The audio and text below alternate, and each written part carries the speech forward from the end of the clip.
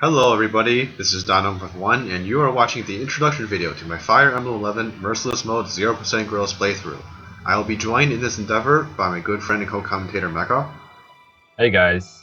And in this intro video, typically we'd explain some game mechanics and some playthrough logistics that we wouldn't have time to explain in future videos.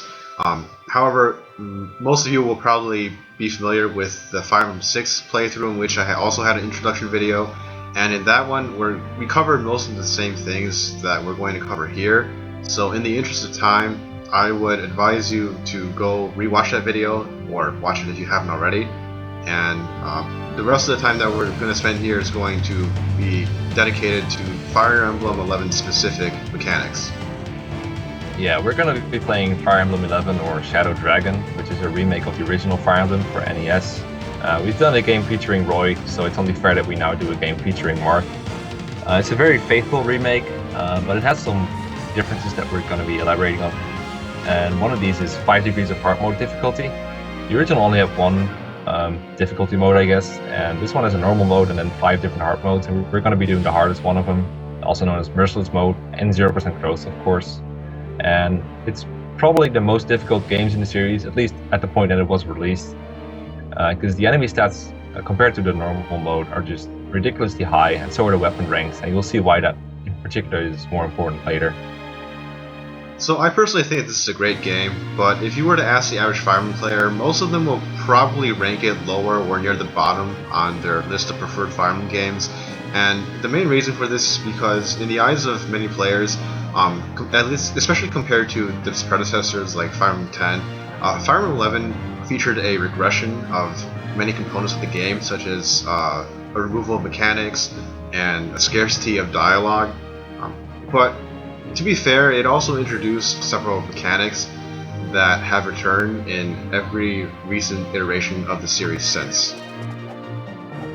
Unfortunately, this game doesn't have Rescue, nor does it have Shove, two very popular features that were present in Fire Emblem 9 and Fire Emblem 10. Which is too bad, so there's no rescue chains and no shove combinations, I guess. But there is reclassing, so that's at least something. Yeah, so those of you who have played FE13 should be familiar with an item called the Second Seal. In that game, when you use the Second Seal on a unit, the unit changes classes within the same tier, or sometimes even demotes a tier. And each unit has a certain set of 3, I guess we call them branches, that they can change classes into. So that mechanic originated in Fire Emblem 11, and here it's a bit different. There's no item required to reclass a unit. A unit can reclass in an unlimited fashion, starting from Chapter 4 in the prep menu. Their level doesn't get reset, but their stats and weapon ranks change according to what classes they're changing into. So it's not like you can reclass whatever you want. There are certain limits. One of them is that every chapter there's a limit to how many units in a certain class you can have. And another limit is that units are put into one of 2 reclass sets.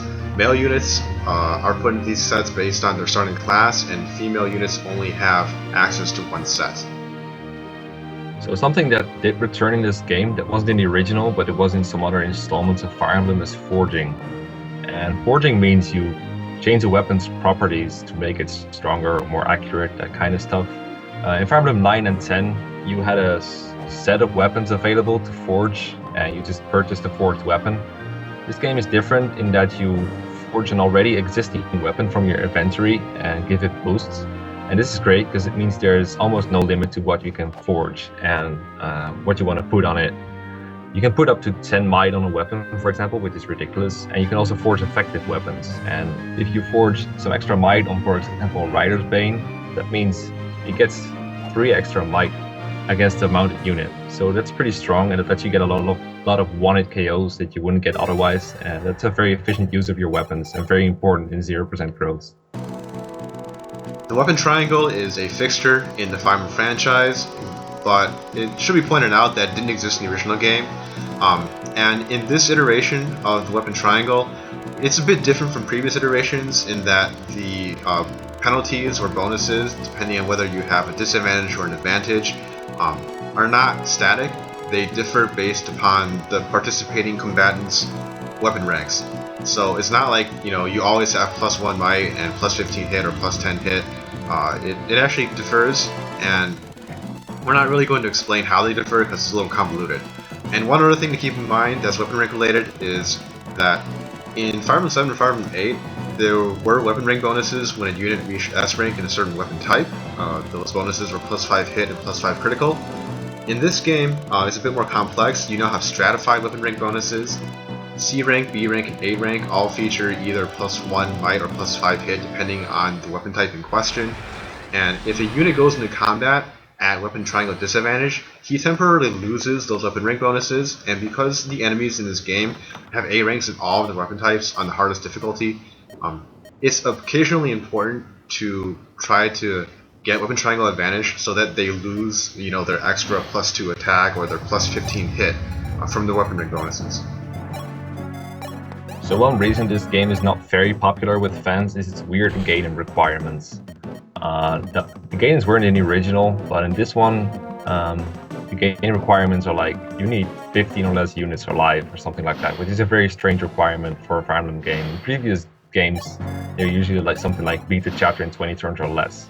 So this is very counterintuitive to players wanting to keep all their cast alive, and Donan is actually one of them. So we're not going to be visiting any cadence at all in this playthrough. There is a patch available that you can apply to a copy of the Fire Emblem 11 ROM to allow access to guidance regardless of the requirements, so you don't have to kill off your units to go to the guidance chapters. We're not going to play with that patch just because I don't think that going to the guidance chapters actually adds very much to the game. Like, you get an extra warp staff in the guidance chapter, and we all know that warp is pretty broken as is, so we don't need more of that. And then one last thing that I think generally gets ignored when we're talking about Fire Emblem 11 is that, especially compared to its predecessors, Fire Emblem 11 improves the quality of life in many ways, and one of them is the ability to skip enemy phase. Those of you who have played Fire Emblem 9 or 10 have probably experienced the frustration of just sitting for minutes as the game plays out and drawn out enemy phase, and all you can do is just, you know, watch units swing axes or swords at each other. And so here, if you press start during enemy phase, you have the capability to skip entirely. The screen goes to black, it'll say skipping for a couple seconds, and then it'll bring you to the next player phase. We're not going to do that in this playthrough just because obviously it would be really confusing for the viewer. Like, you wouldn't have any idea what's going on. And anyway, that is it for this introduction video. We are looking forward to seeing you in Chapter 1. See ya.